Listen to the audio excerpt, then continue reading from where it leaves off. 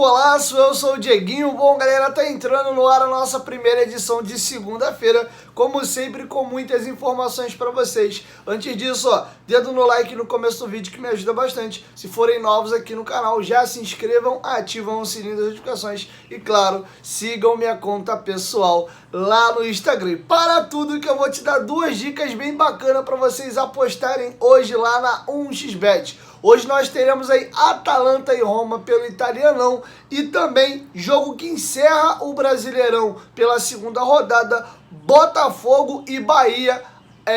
Vocês podem apostar nesses dois jogos aí, faturar uma grana legal. A 1xBet é uma das maiores casas de apostas do mundo, paga rápido, paga muito bem. E além de você apostar lá e se divertir, você vai ajudar o meu trabalho. Vai apostar? Dá uma prioridade lá na 1xBet, utilizando o nosso cupom promocional que é Futebolaço com T mudo e CO no final. Se for o seu primeiro depósito, eles dobram a sua aposta aí, beleza? 1xBet, parceira do canal Futebolaço. Link tá aqui, ó, no primeiro comentário fixado do vídeo. Bom, galera, vamos trazer alguns desdobramentos ainda do jogo ontem contra o Palmeiras e fazermos algumas análises. Primeiro, com os jogos encerrados de ontem, o Vasco dorme provisoriamente no G4. Em caso de vitória do Botafogo ou empate do Botafogo, dependendo ali de gols pró, o Vasco mantém-se ainda dentro do G4, mas a classificação de agora pouco importa. O Vasco acaba a segunda rodada entre quarto e quinto lugar, tá? Os jogos da rodada, só para vocês entenderem aí mais ou menos, quem não pegou, foram Fluminense 2, Atlético Paranaense 0, São Paulo 3, América Mineiro 0, Cuiabá 1, Red Bull Bragantino 1, Cruzeiro 1, Grêmio 0, Inter 2-1 no Flamengo de virada, Vasco Palmeiras 2-2, Santos e Atlético Mineiro 0-0, Galo larga com 2 rodadas e apenas 1 ponto conquistado, Curitiba tomou 3-0 do Fortaleza dentro de casa e o Goiás venceu o Corinthians por 3-1, beleza? Vamos começar agora trazendo uma estatística interessante de Pedro Raul. Pedro Raul, ao marcar o gol ontem contra o Palmeiras, chegou ao seu 8º gol na temporada em 15 jogos disputados. Quem também vem fazendo um bom início de temporada é Alex Teixeira, que também tem 15 jogos disputados, chega à sua 4ª assistências e 3 gols marcados. Ele tem 7 participações em gols aí em 15 jogos. Também dá uma média ali de quase uma participação de gol em cada jogo. Pedro Raul, além dos 8 gols marcados, tem também 3 assistências, assim como Gabriel Peck, beleza? Esses 3 aí têm sido os jogadores mais decisivos do Vasco, do meio para frente, beleza? Agora vamos ouvir o nosso auxiliar técnico, quem teve a alcunha de substituir o técnico Maurício Barbieri ontem na beira do gramado. E eu gostaria de debater com vocês algumas coisas. Primeiro, o Maldonado vai comentar o seguinte: qual foi o sabor, qual foi o gosto que ficou depois do Vasco abrir um 2-0 e acabar cedendo o empate para o Palmeiras. Ele explica também a demora nas substituições. O Luco Orelhano ali entrou só com 45 minutos, o porquê que ele demorou um pouco a mexer na equipe.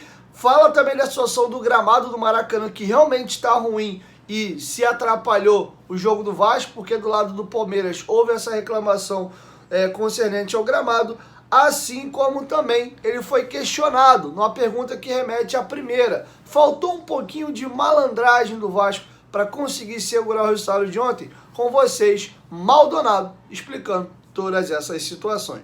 Bom, na verdade, tivemos uma postura muito boa durante o primeiro tempo, né? Conseguimos abrir uma vantagem boa. Depois, no finalzinho ali, num cruzamento, a gente tomou um gol. E isso deu com que o Palmeiras já entrasse no segundo tempo já mais determinado. Mas a gente não tem nada a reclamar, até porque muitas vezes as pessoas lá fora, torcedor, até o pessoal da imprensa, já dava que o Vasco ia perder os 2 jogos, né? Os 2 jogos fortes, com quase os últimos 2 times mais fortes do Brasil, quase. E então a nossa postura sempre foi a mesma e conseguimos um grande resultado contra o Atlético e hoje novamente um empate que não é porque a gente recua demais, é porque o adversário te leva a isso, por a qualidade que eles têm. Estamos competindo com um time que é um dos mais fortes na Sul-América e isso acredito que para nós é uma sensação de vitória, esse ponto conquistado, até porque nosso time mostrou uma cara diferente, mostrou uma cara que sabe jogar, que é corajoso. E é isso que a gente pede sempre para os nossos jogadores, para jogar com essa coragem, ser agressivo, como a gente sempre gosta. E infelizmente o resultado que a gente não esperava, mas a gente entende que do outro lado tem uma grande equipe. A gente queria manter a estrutura do time. A gente sabia que em algum momento a gente podia utilizar o Luca em outra posição, só que a gente não esperava que o PEC fosse sentir naquele momento e obrigasse a gente a fazer a troca. Mas a gente tinha que contrarrestar algumas mudanças que o Palmeiras fez também, soltou seus dois laterais também, então isso faz com que a gente tenha que recuar também os nossos pontas para poder fazer a marcação.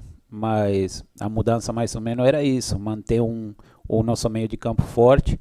E infelizmente a gente não esperava que o PEC fosse sair, aí tivemos que fazer essa troca. Faz diferença, né? Ontem teve jogo aqui também, né?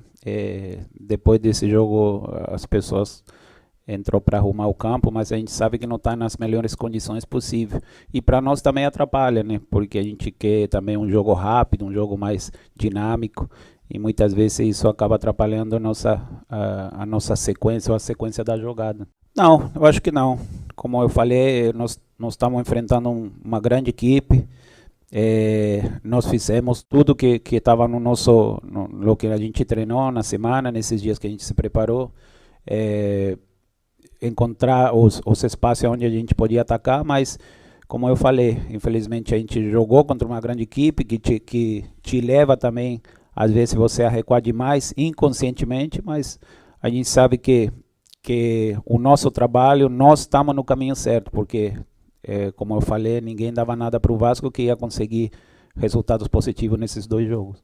Bom, para finalizar 3 temas aqui, a gente encerra. O Maldonado foi questionado sobre a mudança que ele fez no segundo tempo. Andrei de primeiro volante, Jair e Marlon Gomes saindo. Essa formação foi testada um tempo atrás pelo Maurício Barbieri e a torcida criticou muito que o Rodrigo era um jogador fundamental, que não poderia sair do time, o Andrei e o Jair não poderiam jogar juntos, e ele colocou esse time no segundo tempo e, na minha opinião, o time melhorou. A pergunta do companheiro até Joel Silva no lance foi se esses 3 já estão mais maduros para jogarem juntos, o Vasco, para poder ter um pouco mais a bola. Será que não seria interessante voltar com essa formação? Vocês vão ouvir o Maldonado, explicando essa situação da substituição e desses 3 jogadores sendo colocados juntos. A questão também de treinamento. Por exemplo, os 2 gols que o Vasco fez foram similares. Cruzamento, Pedro Raul, gol. Outro cruzamento no Piton, Pedro Raul cabeceia, o goleiro espalma no rebote. O PEC faz o gol. Se fazia parte da estratégia do Vasco, essas bolas altas alçadas para o Pedro Raul, se esse tipo de jogo encaixava com o Palmeiras e foi treinado isso especificamente para esse jogo. E também, se o Vasco tinha uma meta pré-estabelecida, para esses 2 primeiros jogos, qual era a pontuação que o Vasco imaginava que iria fazer. Então, com vocês, o Maldonado também discorrendo sobre esses temas. Uma opção, a gente trabalha com várias opções ali no meio de campo. Nós sabemos que o Andrei tem um desempenho muito melhor quando ele sai para o jogo, né? Ele consegue atacar bem esse espaço. Já o Rodrigo é um cara que fica mais, é mais fixo, ele dá o equilíbrio para o time. Mas em algum momento a gente abre um pouco a mão do Rodrigo para poder ter uma qualidade melhor para poder ir para frente, né? Para atacar. No caso do Marlon também, que tem essa qualidade, a gente consegue ter uma estrutura boa no meio com 3 jogadores rápidos e com qualidade. Então é uma mudança que a gente sempre pensa e tudo depende do jogo que a gente for enfrentar. A respeito da primeira pergunta, a gente sempre vem trabalhando essas opções no ataque, tanto com Pedro, com Alex. a gente procura muito explorar a qualidade dos jogadores, né? Tanto do Alex, que tem uma arrancada boa, uma qualidade boa, e a gente sempre pede para, toda vez que a jogada foi definida, a gente pelo menos chega com 2, 3 na área para poder levar perigo para o adversário. Então é uma sequência de jogadas que a gente vem trabalhando, e hoje deu certo nessa bola do Pedro.